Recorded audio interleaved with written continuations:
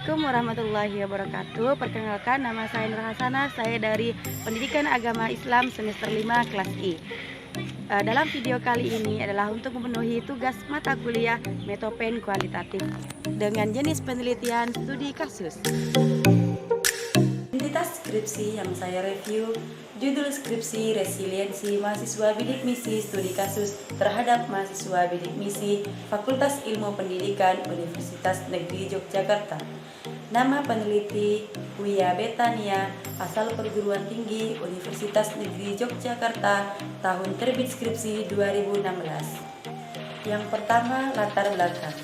Pendidikan di Indonesia seakan masih menjadi komoditi mahal di kalangan masyarakat, sehingga hanya sebagian kalangan masyarakat saja yang mampu mengenyam bangku pendidikan di perguruan tinggi.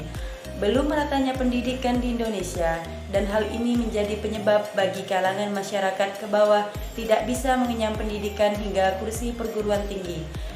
Yang selanjutnya, dampak dari kemiskinan pada perkembangan pendidikan anak, yaitu banyak pelajar putus sekolah, mengalami kehamilan di usia dini, dan kekerasan terhadap keluarga, serta timbulnya keterlibatan anak dari keluarga miskin dalam kasus kriminal. Hal tersebut dilakukan dengan tujuan memenuhi kebutuhan dasarnya. Yang selanjutnya, peneliti tidak mencantumkan pra-penelitian. Pertanyaan penelitian: bagaimana faktor-faktor yang mempengaruhi resiliensi RE, SA, dan SM mahasiswa bidik misi Fakultas Ilmu Pendidikan Universitas Negeri Yogyakarta? Tujuan penelitian untuk mengetahui dan mendeskripsikan faktor-faktor yang mempengaruhi resiliensi RE, SA, dan SM mahasiswa bidik misi Fakultas Ilmu Pendidikan Universitas Negeri Yogyakarta.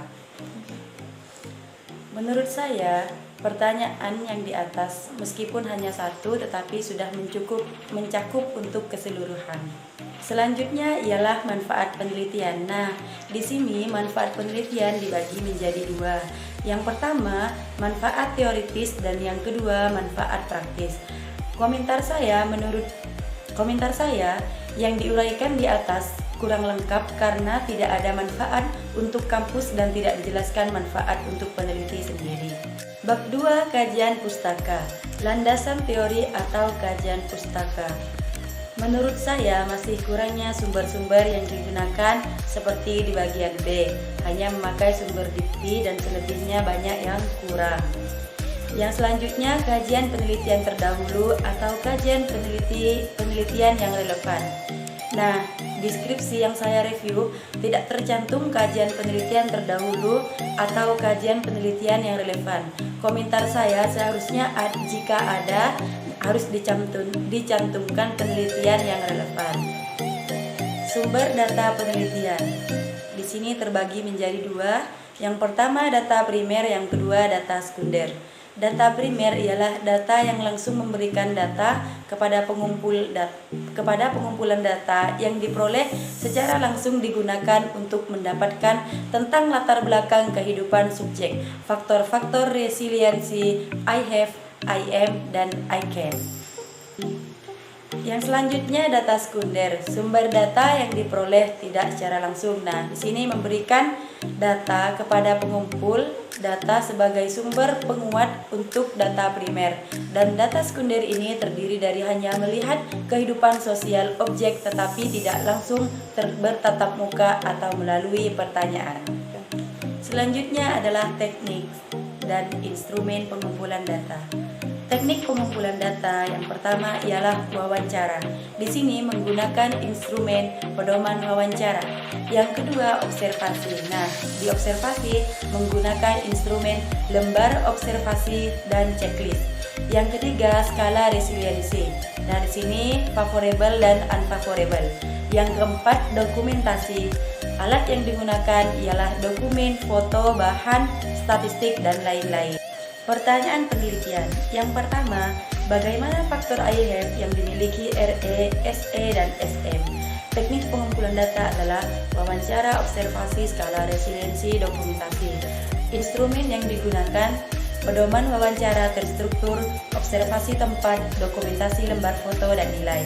Yang kedua, Bagaimana faktor IM yang dimiliki RE, SE, dan SM? Nah, sama teknik pengumpulan datanya ialah wawancara, observasi, skala resiliensi, dokumentasi. Pedoman wawancara terstruktur, observasi, tempat dokumentasi, lembar foto, dan nilai. Nah, yang ketiga, bagaimana faktor ICAN yang dimiliki RE, SE, dan SM? Teknik pengumpulan data sama, yakni wawancara, observasi, skala resiliensi, dan dokumentasi. Instrumen yang digunakan pengumpulan data, pedoman wawancara terstruktur, observasi tempat, dokumentasi, lembar foto, dan nilai. Teknik pemeriksaan keabsahan data. Nah, yang pertama di sini menggunakan triangulasi dengan sumber data, yang kedua triangulasi dengan metode. Menurut saya, dalam penelitian ini hanya menggunakan teknik triangulasi dengan sumber data dan triangulasi dengan metode untuk mengecek keabsahan data. Yang selanjutnya, teknik analisis data. Yang pertama, reduksi data, yang kedua, penyajian data, yang ketiga, penarikan kesimpulan.